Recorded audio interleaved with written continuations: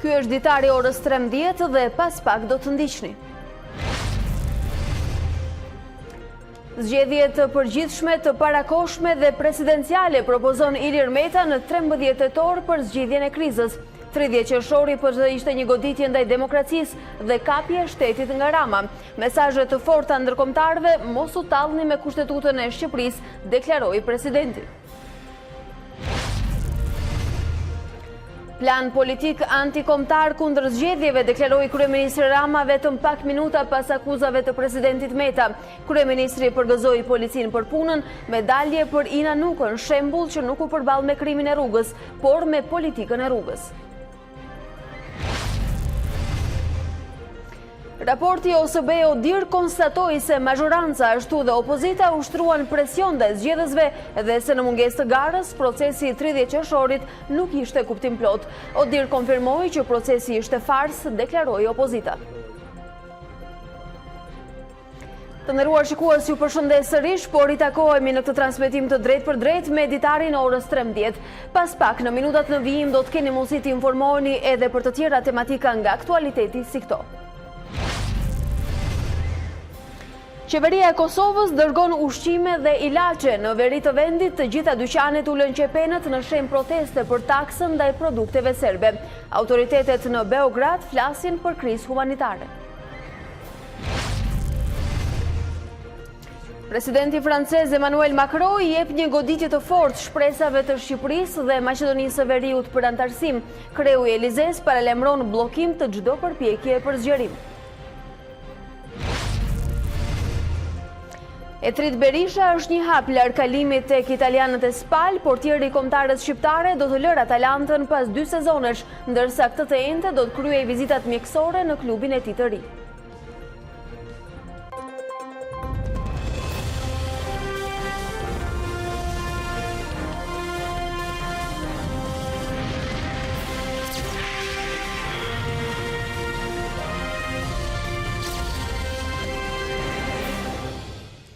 Të nderuar shikues, me agjendën e ngarkuar të zhvillimeve politike të orëve të fundit do ta nisim edhe ditarin orës 13.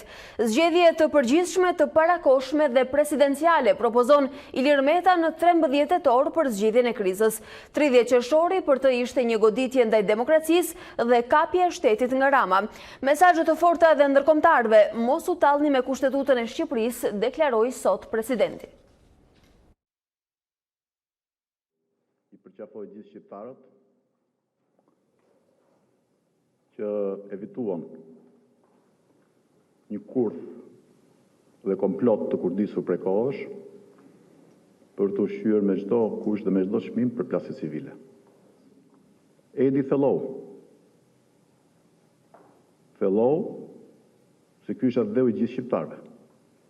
Në rast se ti nuk je i pavarur të marrësh vendimet e duhura në interesin e vendit tënd dhe të kombit tënd dhe të qytetarëve tu, unë dhe gjithë shqiptarët e ndershëm që kanë ende gjak shqiptari do të mbrojnë Shqipërinë nga gjithë ata miliarderë që u duket Shqipëria një miz lisi e mund tallen si duan me strukturat e tyre të deep state-it për state capture. Kam 2 fjalë edhe për miliarderin e nderuar George Soros. Unë do t'i them zotit Soros, ju uroj jetë gjatë, ju uroj sukses edhe të birit që vjen shpesh në Shqipëri dhe kur dojë është mirë pritur edhe këtu, që t'ja them edhe nga afër, se shkon dhe Kosovë, shkon dhe Serbi. T'i gëzoj ato miliardat e veta. Shqipëria vërtet është i vend i vogël për masat e tij.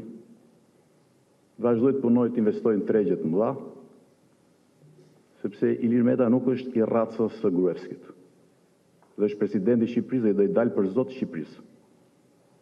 Është i racës së politikanëve të tipit Avni Rustemi, edhe i ca shqiptarëve të tjerë si Mit Sokoli, si Vojo Kushje të tjerë. Ka vetëm një zgjidhje, ti lër ato fitorit ai tani. Është ato fitorit i pa gjithë bota. Shikoni gjithë lajmet e kudo, se është turp, është skandal. As 10% nuk ka marrë. Le të mbushin kuti tërë ditën me organizatën socialiste në KQZ, me kolegjin socialist, që të regoj se qarë reforme ndërësi po bën ai, ose si po i zbaton ai, nga reforme ka këtë në ramaform, atëhere zgjedhjet janë në 13 tetor, dekretin e presidentit vetëm gjykata kushtetuese mund ta diskutoj, në 13 tetor edhe zgjedhjet përgjithshme, edhe zgjedhje për presidentin. Dhe unë do kandidoj për president me këto kompetenca që janë, s'kam asnjë shqetësim, dhe Edi Rama dhe Kuvendi Socialist, që s'më duan mua, të vënë kandidat këtë të dëshirojnë. Kjo është rruga që e zgjidh këtë krizë të tmerrshme të përfaqësimit të qytetarëve shqiptar. Që të mos na shkojmë prapë, se është gjykoriku sot, të na futen në për ambasadat, apo, siç me të drejtë u shpreh dhe ministri i Brendshëm Italisë, të mbushin prapa anijet edhe të ikin në për Europë. Bolli zbrazë në Shqipëri. E ne Shqipërinë ta zbrazim që të vinë nga gjithë bota refugjatët për ta mbushur këtu, nuk e lëm. Ky ishte propozimi im, nëse ka ndonjë propozim zoti Rama, ta bëj kur doj. Nëse ka ndonjë propozim në një ambasadë që flet për dialog, po që nxit sherr në Shqipëri, ta bëj, ta dëgjojmë. Asnjë propozim që dhunon parimet e shtetit drejt të Shqipërisë nuk e pranoj. Dhe e ftoj zotin Rama të regohet serioz dhe i përgjithshëm. I ftoj edhe profesorët e huaj mos bëjnë qesharak, sepse ne jemi vendi i NATO-s, kemi 10 vjet. Mos tallem në kushtetutën tonë. U tallën një herë në 2008 në kushtetutën tonë, apo e keni harruar? Kur i mbanin Ison Edit edhe doktorit që përmbysën themelet e kushtetutës tonë, apo e keni harruar? Një nga të ambasadorët që i mbante Iso atëherë është prapë ambasador këtu. Ai diskuton për dekretin e presidentit, ai diskuton për hallën e Hidajetit, ai diskuton me opozitën e re të Unazës re. Ndërsa Edi Rama priti përfundimin e konferencës presidentit Meta për të nisur takimin e tij me drejtuesit e policisë së shtetit, duke kursyer çdo fjalë për Ilir Metën. Rama falenderoi uniformat blu për angazhimin e 30 qershorit që përballuan një plan politik antikombëtar kundër zgjedhjeve dhe Shqipërisë. Sipas tij ka ardhur koha për një reformim tërësor të policisë, ndërsa akordoi një dekorat për policën e plagosur në protestën e opozitës Ina Nuhu. Faleminderit. Faleminderit në emrin tim, të qeverisë shqiptare dhe të çdo njeriu të zakonshëm këtij vendi që sot ndihet i çliruar nga hija kërcënuese e ankthit për fatin e zgjedhjeve të 30 qershorit, e cila u vërtit për muaj të tërë në Shqipëri dhe hyri në shtëpitë e në mendjet dhe zemrat e qytetarëve të këtij vendi, falvënies në zbatim të një plani politik antikombëtar, kundër zgjedhjeve, kundër drejtësisë, kundër Shqipërisë, mund prag të vendimit për çeljen e negociatave për antarësim në Bashkimin Evropian. Dhe të gjithëve ju që u përballet dënjësisht me agresionin e antishtetit gjatë kësaj periudhe të trazimit kombëtar, një shprehje simbolike mirënjohje, duke akorduar yllin e mirënjohjes publike të kryeministrit.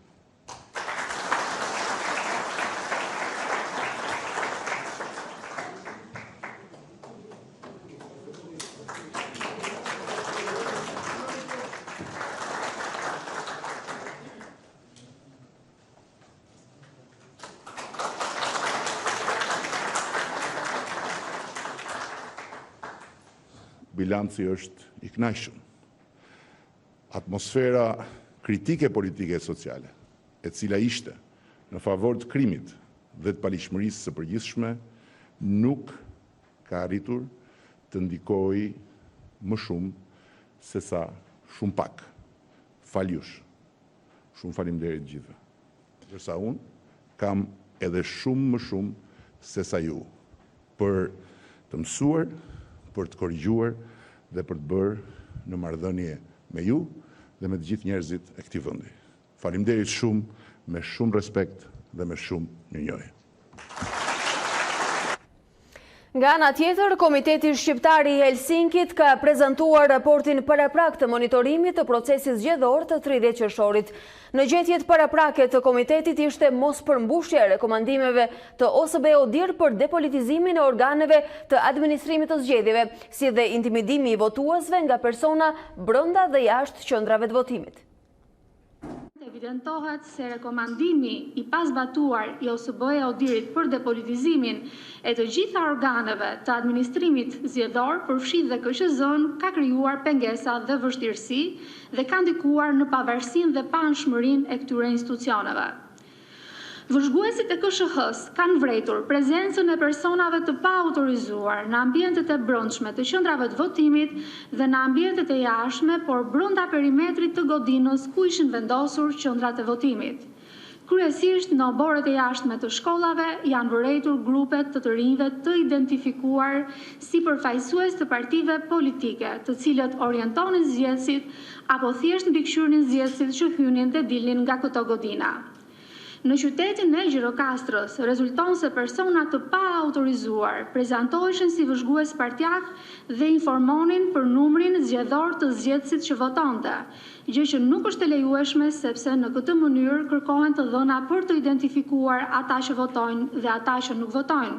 Dhe në vlerësimin e komitetit, kjo përbën një formë indirekte të intimidimit ndaj zgjedhësve.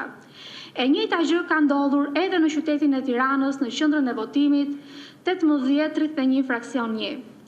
Kemi mendimin se jo të gjithë antarët e komisionit të qendrave të votimit në qytetet ku ushtrir monitorimi janë trajnuar me cilësi dhe në kohën e duhur.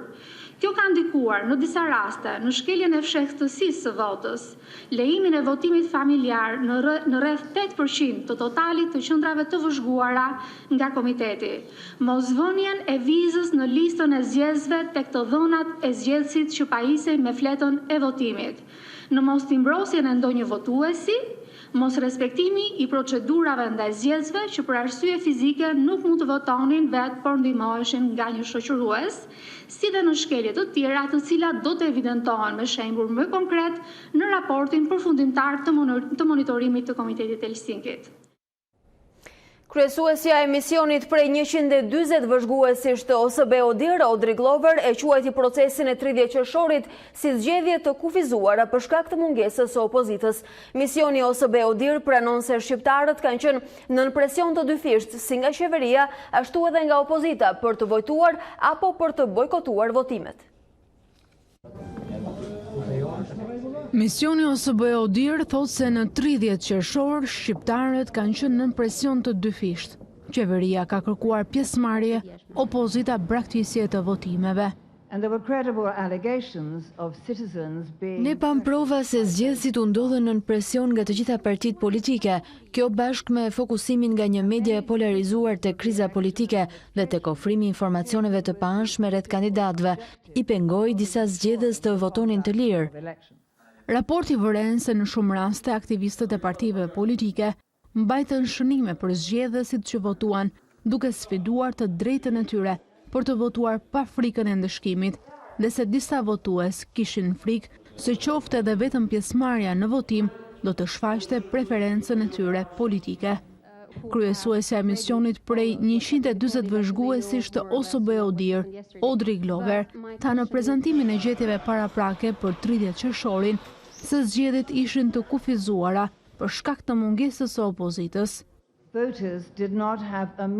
Ndonse një sër partish politike, koalicionesh dhe grupesh qytetare dolën me kandidat, mungesa e partive kryesore opozitare në zgjedhje kufizoi ndjeshëm mundësinë e zgjedhësve për të zgjedhur kandidatët, por shmangu një përgjigje direkte nëse këto ishin zgjedhje apo votime. U takon autoriteteve të këtij vendi të vendosin se çfarë do të bëhet me këtë rast në këto zgjedhje. Në këtë pikë, Glover tha se nuk i takon të OSBE-ODIR të certifikojë ose jo zgjedhjet dhe se për të ditur nëse i plotësuan standardet, duhej pritur raporti final pas 2 muajve. Por për punën e KQZ-s, Glover i kishte etiketimet e qarta. Nuk kemi asnjë arsye të supozojmë se nuk operoi si i pavarur. Ishte konstruktiv, ashtu sikur kishte disa raste kur vendimet e KQZ-s ishin në pikpyetje. lidhur me shqetësimin e opozitës për një rritje fiktive të numrit të votuesve në disa bashki, Glover u përgjigj. Sapo e kemi marrë vesh këtë dhe po mbledhim informacion nga vëzhguesit. Shpresoj që autoritetet të jenë duke e parë këtë çështje, nëse kemi të bëjmë me mbushje fiktive të kutive. A2 CNN e pyeti gjithashtu zonjën Glover nëse do të rikthehej në 13 tetor për të monitoruar zgjedhjet sipas dekretit të presidentit Ilir Meta. Glover u përgjigj duke treguar procedurat që duhen ndjekur drejt kësaj vendimarrje, por deri atëherë kishte një porosi të qartë. Rekomandime janë bërë shumë në këto 13 zgjedhje para këtyre, por kam frikë se shumica e rekomandimeve ende nuk janë zbatuar. Presioni nuk duhet të lejohet mbi zgjedhësit.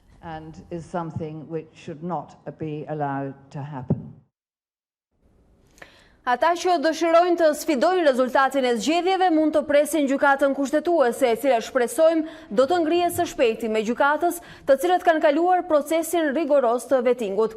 Ky është vlerësimi i ambasadës amerikane në reagimin e parë pas vendoreve të 30 qershorit, ku pranon se ngërqi dhe polarizimi politik kontribuoi për zgjedhje në të cilat votuesit nuk patën një zgjedhje kuptim plot. Ambasada amerikane vlerëson se pavarësisht pengesave, qytetarët ushtruan të drejtën e tyre demokratike në mënyrë paqësore, qoftë ata që votuan, qoftë ata të cilët zgjodhën të mos marrin pjesë.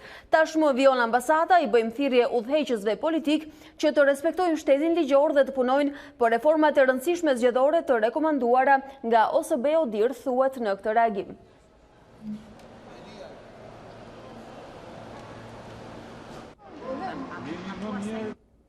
Ndërsa Lulzim Basha refuzoi dorën e shtrirë një ditë më parë nga Edi Rama për dialog pa kushte me opozitën. Lideri demokrat tha se 30 qershori e thelloi krizën dhe se asgjë nuk ka ndryshuar në raport me Edi Ramën, i cili mori refuzimin e 85% të shqiptarëve. Betejë jonë vazhdon edhe më e fortë edhe më e vendosur, tha Basha, duke u referuar raportit paraprak të OSBE ODIHR. Ai tha se tashmë u vërtetua se zgjedhjet e 30 qershorit ishin ilegjitime. Ato çfarë opozita e kishte pretenduar prej kohësh, sipas Lulzim Bashës e vullosi OSBE ODIHR, zgjedhjet e 30 qershorit ishin të palishme. Sot, OSBE ODIHR dha gjetjet paraprake. 30 qershori nuk ishte në interesin e qytetarëve shqiptarë. Votime pas zgjedhje, përjashtim i padrejt i opozitës nga administrimi dhe monitorimi zgjedhjeve. Votimet ishin të paligjshme. Dhe tani, ky është një fakt i pranuar nga të gjithë. Përballë zërave se medalje nga kuvendit dhe tashmë me dorëzimin e bashkive, Partia Demokratike i humbi të gjitha, kur i opozitari tha se 30 qershori e forcoi opozitën. Farsa dështoi, Partia Demokratike doli më e fortë dhe më e bashkuar nga 30 qershori. Opozita doli më e fortë dhe më e bashkuar nga 30 qershori. Lulzim Basha refuzoi dorën e shtrirë nga Edi Rama për dialog, por pa kushte me opozitën. Qëndrimi ynë për Edi Ramën nuk ndryshon. Edi Rama duhet largohet dhe të hetohen të gjithë ata që janë kapur duke manipuluar zgjedhjet me krimin. Edi Rama duhet refuzuar, siç e refuzuat ju dje. Lideri i Partisë Demokratike tha se bashkë me Ramën duhet të largohen të gjithë qeveritarët e korruptuar dhe të inkriminuar. Socialiste e Shqipërisë. Të nderuar shikues, drejt për drejt nga studio e Ditarit jemi rikthyer me të ftuarin e orës 13. Zoti Musa Ulqini nga Partia Socialiste është bashkuar tashmë me ne. Mirëdita dhe mirë se vini. Faleminderit për ftesën. Zoti Ulqini, premtuat 61 bashki, jo 61, por morët 60 të tilla. Si është shija e këtij pushteti pothuajse absolut nga këto zgjedhje vendore për Partinë Socialiste? Kryepremtimi ynë ishin standardet demokratike, pa negociueshme, dhe kjo ka qenë ajo që kemi bërë gjatë tërë fushatës, gjithë ekipet në 12 qarqet, kemi luftuar shumë, u kemi thënë gjithë njerëzit të përfshirë në proces, që është shumë rëndësishme që çdo votë të lexohet siç është. Le të ketë 0 vota në një qendër votimit, ne duhet të dëshmojmë që procesi në këto zgjedhje vlen më shumë se gjithçka tjetër. Do jam shumë i lumtur të them sot që nga të dhënat e drejtanishme nuk marr guximin të flas për 5500 qendra të votimit në Shqipëri, por nga informacionet që kemi drejt tani, në Shqipëri ditën e zgjedhjeve ka pas 2 ngjarje. Ngjarja e parë, zgjedhjet kanë qenë të qeta dhe unë dua të them këtu që në 31 mars të vitit largët 1991, kur kishte i tension të madh, shqiptarët dëshmuan një sjellje krejt të qetë dhe qytetare, po kështu në zgjedhjet shumë të ngarkuara të vitit 97, pas rënies së piramidave, ishte zgjedhje pas një problem krejt të qeta, dhe këto sipas meje, ky ishte rasti i tretë në historinë e 30 vitë të pluralizëm që shqiptarët dëshmuan ditën e zgjedhjes një sjellje të qetë qytetare, gjë që u vlerësua nga OSB, e qytetarëve, një merit shumë e madhe e ndërkombëtarëve, e miqve tanë historik, e alatit tonë strategjik, Shtetet Bashkuara dhe Bashkimit Evropian,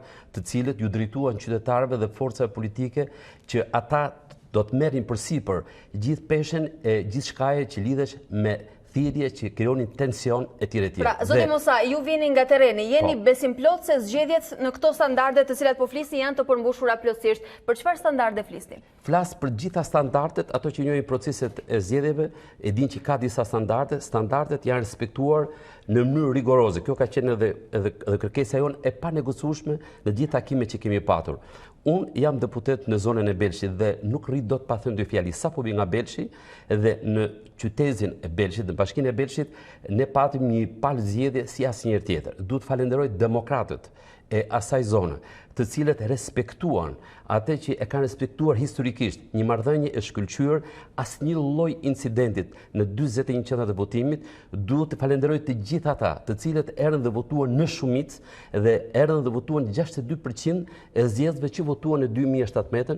Dua të falenderoj shumë socialistët, të cilët erdhën dhe votuan me 527 vota më shumë se që votuan në 2017 dhe dua të falenderoj pafund ndjes për lodhjen kandidatin ton aty Arif Tafanin që mori 1040 vota më shumë se para 4 viteve kur kishte një koalicion shumë të madh që e mbështeste. Duket se kur fjalën e keni tek vota dhe tek falenderimet, megjithatë na falenderoi kryeministri që sa u mbyllën kutitë e votimit atë natë. Unë sapo vi nga një fushatë elektorale dhe kam 30 ditë atje. Mirë kuptoj. Dhe ishin 7 forca politike që konkurronin, ishin 2 kandidatë dhe një proces i shkëlqyer dhe në fund fare dua të them që nuk kishte se si të notë ndryshe, sepse unë mendoj që Belshi është një model se si investimet e qeverisë, se si sukseset e qeverisjes në bashki, për shkak kompetencave shumë të madhe që kanë bashkitë e reja, u përkthyen edhe në mbështetje të tillë. Duhet të shkosh në Belsh të kuptosh që Belshi i sotëm nuk ka asgjë të përbashkët me Belshin e para 4 viteve. Qyteti, rrugët, shërbimet, gjithçka ka ndryshuar në mënyrë rrënjësore. Po thoni në dukje për sheqën e Belshit, po është përkthyer kjo në mirëqenie për qytetarët e atij vendi, sepse po e kam parë dhe Belshin. Po, Belshi, qendra e Belshit. Seferani, një nga 100 fshatrat, po sjell vetëm një shifër. Nga janari deri tani 25.000 qytetarë jashtë Belshit e kanë frekuentuar lokalet e reja që janë hapur, bujtinat që janë hapur në Seferin. Dhe këta 25.000 kanë konsumuar produktet e asaj zone, këta 25.000 kanë lënë para atje dhe e gjitha kjo po përkthehet në rritje të mirëqenies. Të them dhe një gjë tjetër, ka një ndryshim të madh në jetën sociale të qytetit.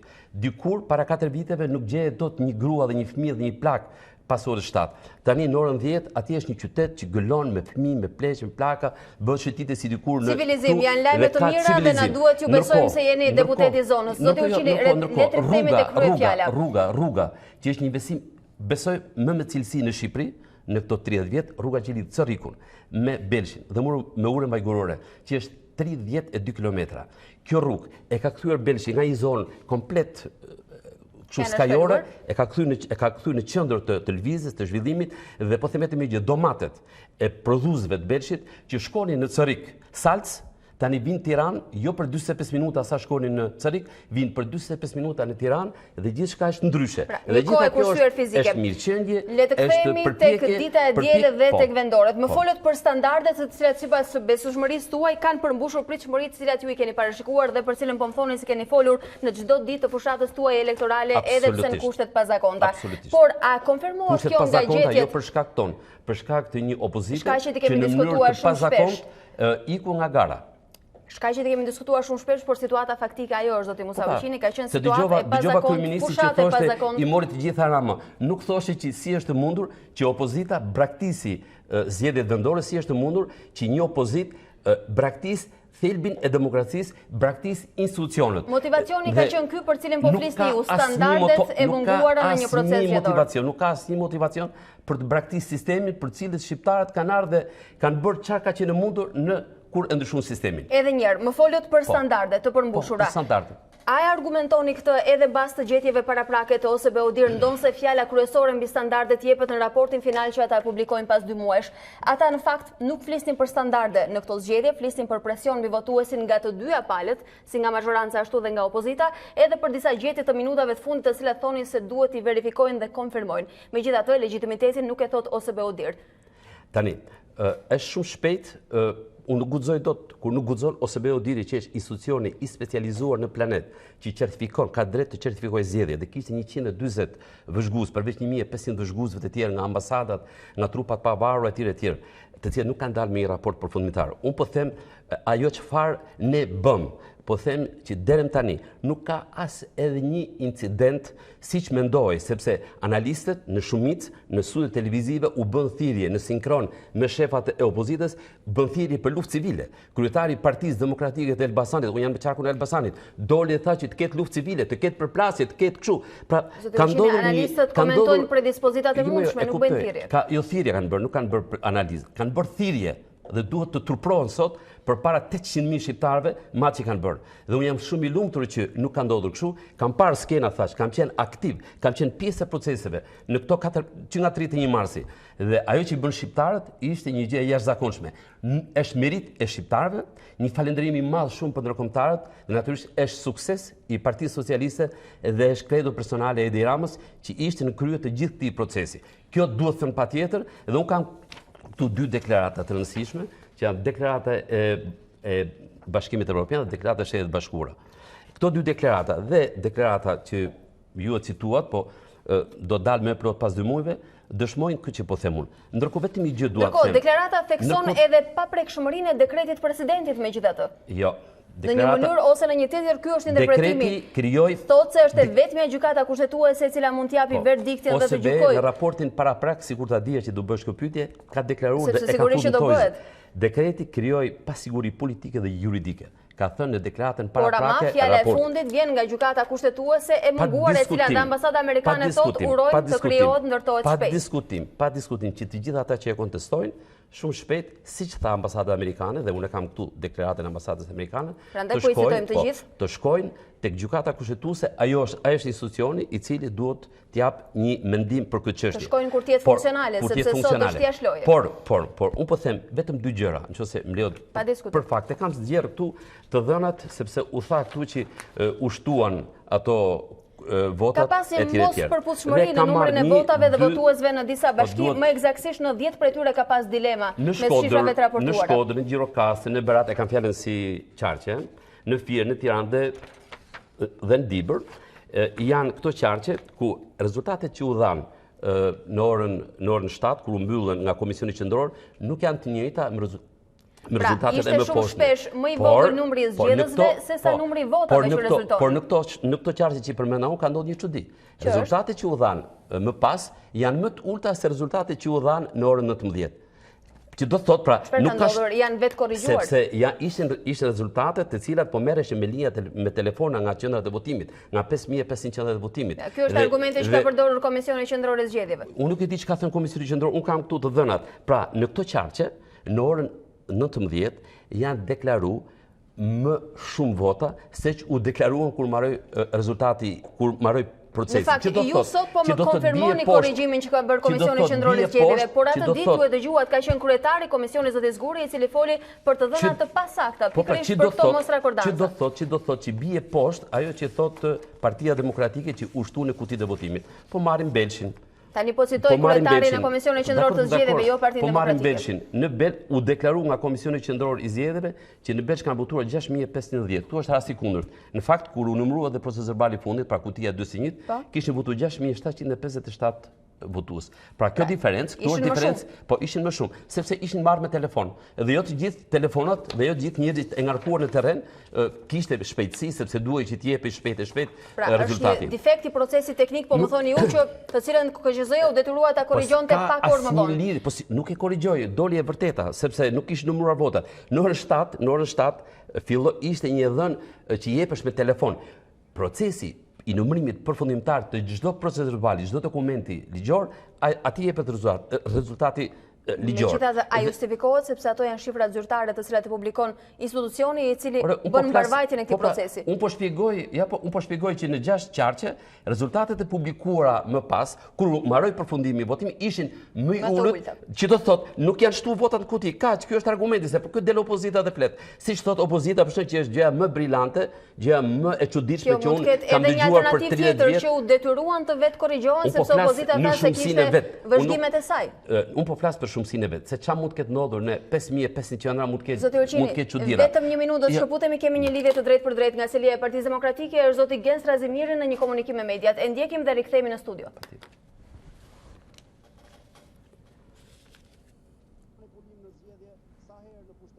Është partia e Enver Hoxhës dhe e sigurimit.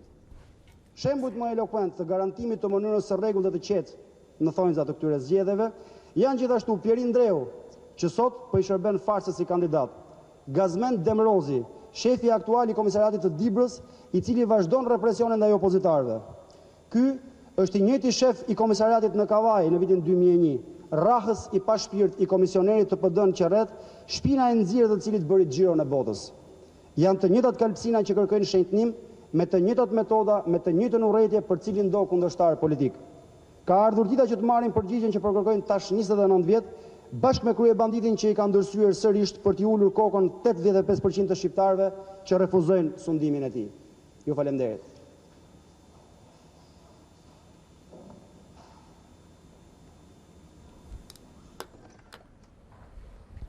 Vjen një qëndrim i ripërsëritur nga selia e Partisë Demokratike, kësaj radhe në emër të zotit Razimiri. 85% të shqiptarëve, thot Partia Demokratike, e tha sot edhe presidenti i Republikës, ju kanë refuzuar.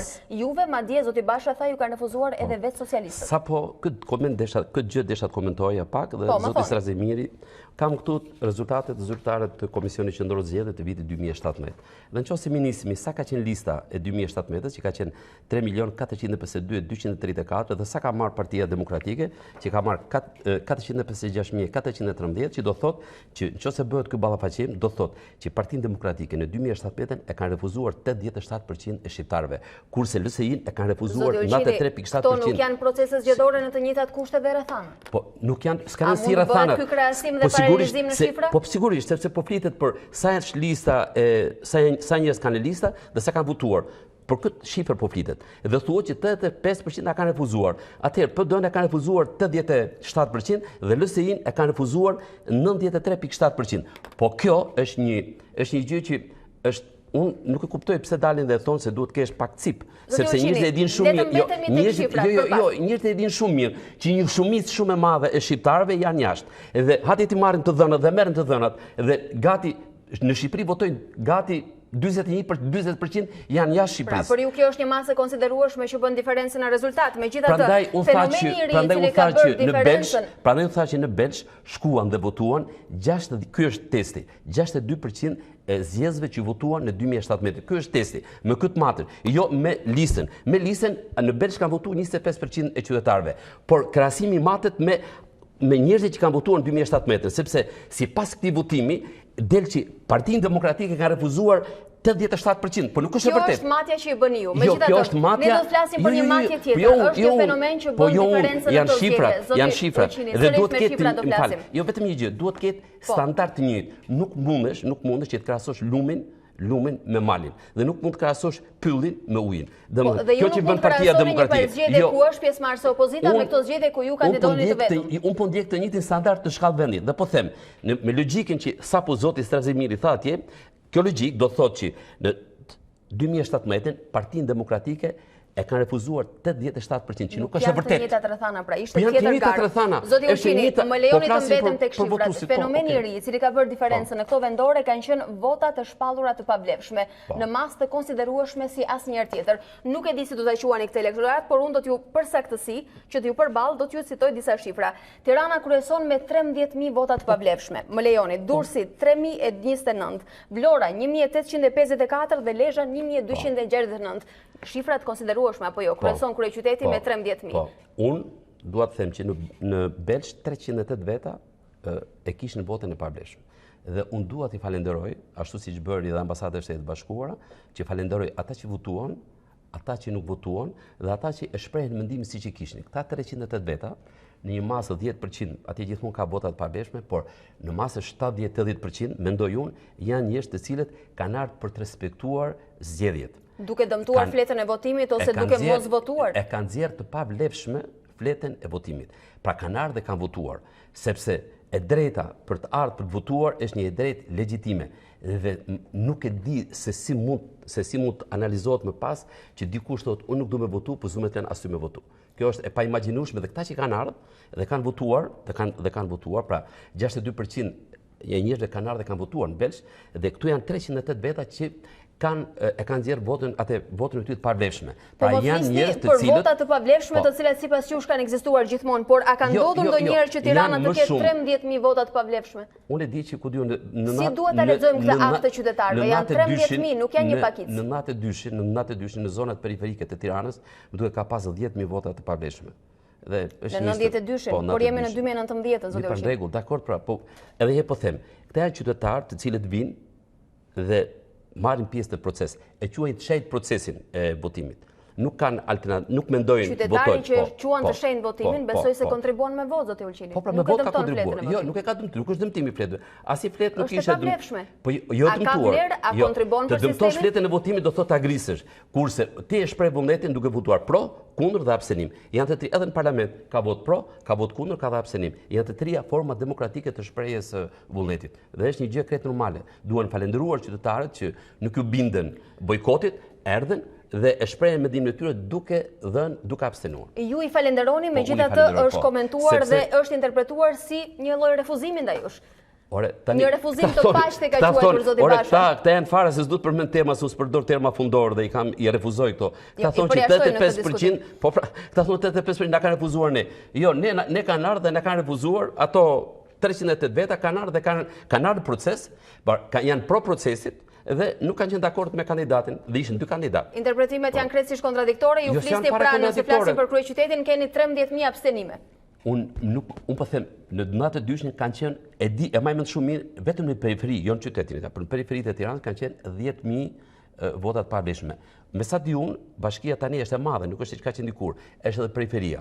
Dhe është çështje që duhet analizuar pa emocion dhe duhet parë sepse kishte dhe ka votat pavlefshme në periferi. Tentojmë të rrim pa emocion dhe objektiv, edhe tek qëndrimi i pak minutave më parë i presidentit Republikës, tha se zgjedhjet do të jenë në 13 tetor.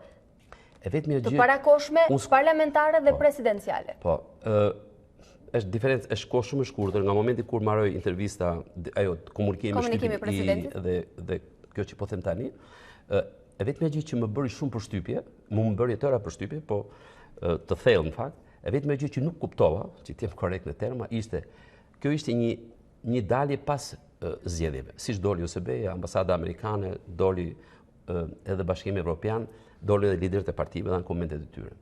Presidenti nuk u morë më këtë çështje, po ta shikojnë gjithë atë që ishte thelbi i deklaratës tij, ai u morë me reformën drejtësi dhe me sulm të paprecedent ndaj aleatëve tanë historik edhe natyror, që janë Shtetet e Bashkuara dhe Bashkimi Evropian.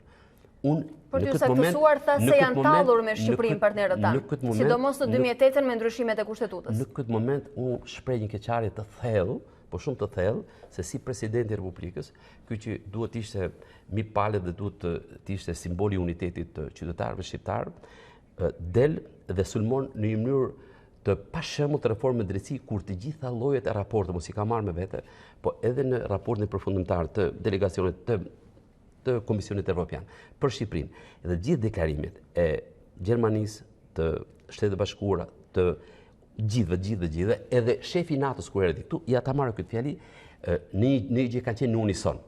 Kanë denoncuar bojkotin dhe mos marrin pjesë në zgjedhje dhe e kanë vlerësuar me nota maksimale reformën në drejtësi, një reformë e cila sipas mejet është ngjarja e katërt e madhe që u ndodh shqiptarëve. Ka qenë pavarësia, shlirimi i Shqipërisë nga pushtuesit nazist edhe italian dhe ardhi pluralizmi dhe reforma e drejtësisë. Sipas mejet. Kemi 10 sekondat e fundit. Presidenti sot nuk kishte thirrjen Rama ik, as Rama reflekto më, por Rama thellohu. Pas 30 qershorit, majoranca e qeverisë, kryeministri Rama a ka pse reflekton dhe thellohet? Ne, siç e tha dhe vet zoti Rama në daljen e tij, i kemi një detyrim shumë të madh qytetarëve dhe ne duhet të bëjmë maksimumin ta trajtojmë këtë ngjarje kaq të madhe që ka ndodhur me pjesëmarrje kaq të madhe. Ne kemi marrë vota më shumë se në 2017 si forcë politike në shkallë republike, po shifra do të jap Komisioni Qendror i Zgjedhjeve dhe ne u detyrohemi shumë njerëzve tanë, u detyrohemi shumë shqiptarëve, nuk ka asnjë lloj nevoje dhe as nuk duhet manifestohet nga askush asnjë lloj revanshi i asnjë natyre. Ne kemi vetëm një fushë duhet të reflektojmë thellë. Çfarë nuk kemi bërë mirë, e ta bëjmë sa më mirë.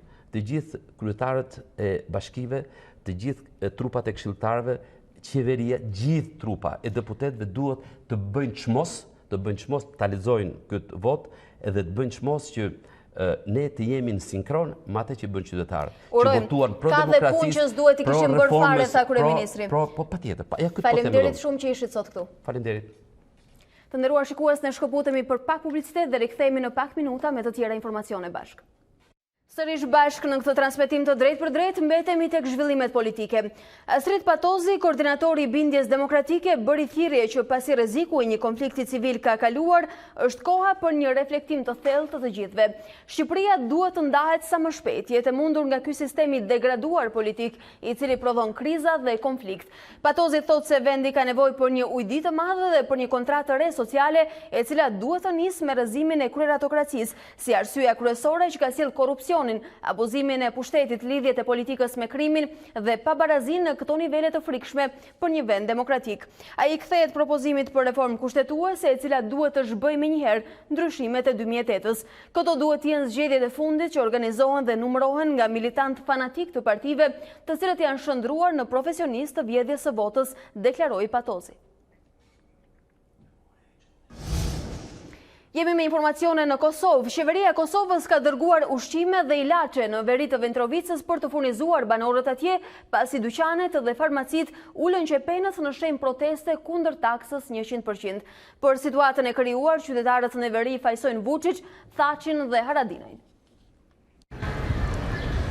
Qeveria e Kosovës ndërhyri në veri të Mitrovicës për të zgjidhur një krizë humanitare të cilën e konsideron të stisur nga komuniteti serbi komanduar nga Beogradi zyrtar. Të gjithë dyqanet, lokalet, furrat e bukës dhe farmacit mbyllen qepenat dhe dyert në shenjë proteste për taksën 100% të vendosur ndaj Serbisë dhe Bosnje-Hercegovinës. Ministri i Tregtisë dhe Industrisë Endrit Shala udhëtoi vetë në këtë pjesë të Kosovës për të dërguar ushqime dhe ilaçe.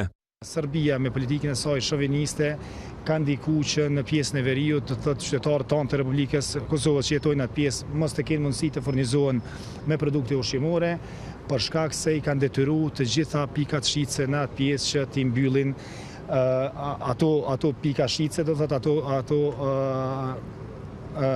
vende ku qytetarët tonë janë furnizuar. Qytetarët e Mitrovicës, kryesisht asaj të veriut, janë ata që dëmtohen më së shumti. Pensioner më desht me qullit për ilaqen në rashk, ato vini ilaqet.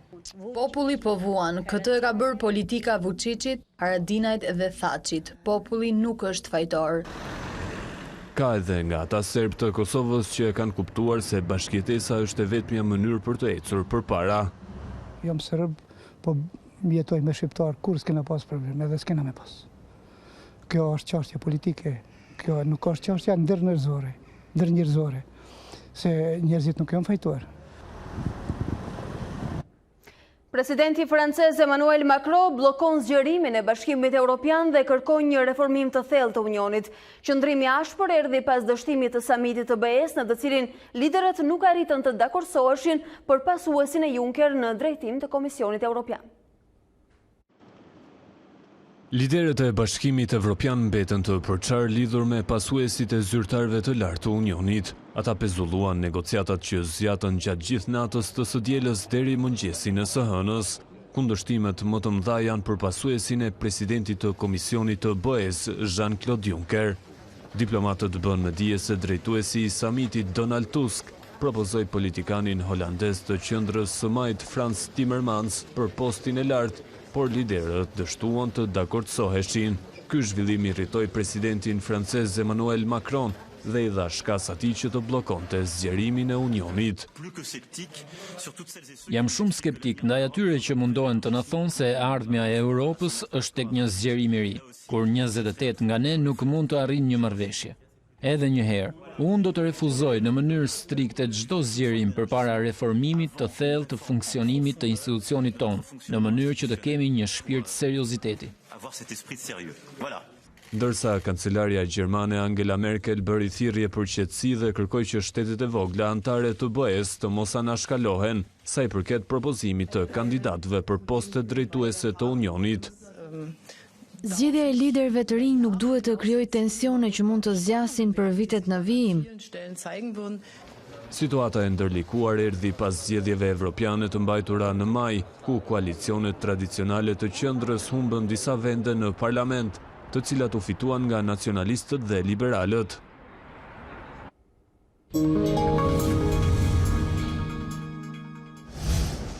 Hapësira për të rejat nga sporti, sezoni që u mbyll me trofe, pjesëmarrja në Europë, ku ambicia është kalimi i turit dhe përballja me Torinon nga Seria A si dhe vazhdimësia të Kuksi, Valdetramën po e prek në temat më të nxehta të skuadrës fituese të kupës, duke dhënë sinjale pozitive për vazhdimësinë tek verilindorët. 6 muaj të Kuksi, gjysmë fazës si protagonist dhe një trofej fituar. Valdetrama u konfirmuan yllin e skuadrës dhe po përgatitet për pjesëmarrje në Europa League. Deri tani kemi punu shumë mirë dhe kanë qenë edhe stërvitet të rënda, po besoj që është një gjë normale në përgatitje. Jemi duke përgatitur për Europa League dhe kemi një skuadër që përballon që është shumë e fortë dhe por atë do të punojmë. Si pas ish sulmuesit të kombëtares, Kuksi nuk e mendon duelin me italianët e Torinos në turin e dytë, edhe pse beson të suksesin ndaj Debrecenit. Të thëmë drejtën, unë nuk i kam mendimet e Torino apo Roma, po për moment vetëm Debreceni, ato do të me kalu dhe na vinë 2 ditë shumë të mira nga ona jonë dhe shpresojmë që të arrijmë një sukses. Në fund Valdetrama bëri një përmbledhje të aventurës tek Kuksi, duke dhënë sinjale pozitive për vazhdimsinë me klubin. Me kupën që e morëm në fund, besoj që e bënëm një detyrë të mirë dhe ishte në fund diçka pozitiv nga ne. Kam marrë akoma kontratë dhe do foli me drejtues. Etrit Berisha ka mbyllur marrëveshjen me italianët e Spal dhe zyrtarizimi në klubin e ri mbetet vetëm çështje orësh. Gardiani Kuqezi do të largohet nga Atalanta pas 18 paraqitjesh në sezonin që lan pas duke humbur mundësitë të luajturit në Champions me bluzind. Konfirmimi i portierit Golini ka bërë që Berisha të mendoj largimin për të gjetur hapësira si titular, duke zgjedhur ofertën e Spal dhe duke mos u larguar nga Italia. Sipas ekspertit të Mercatos Gianluca Di Marzio, portieri 30 vjeçar do të udhëtojë drejt Ferraras ditën e njëjtë për të kryer edhe vizitat mjekësore.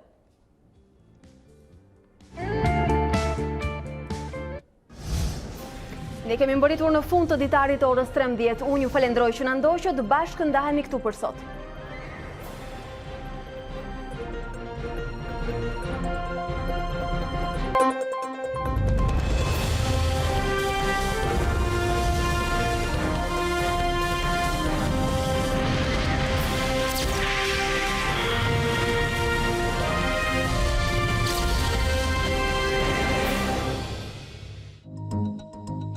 Unë jam Alba Lishani dhe ky është Ditari në A2 CNN. Për të parë të gjitha videot e Ditarit, klikoni subscribe.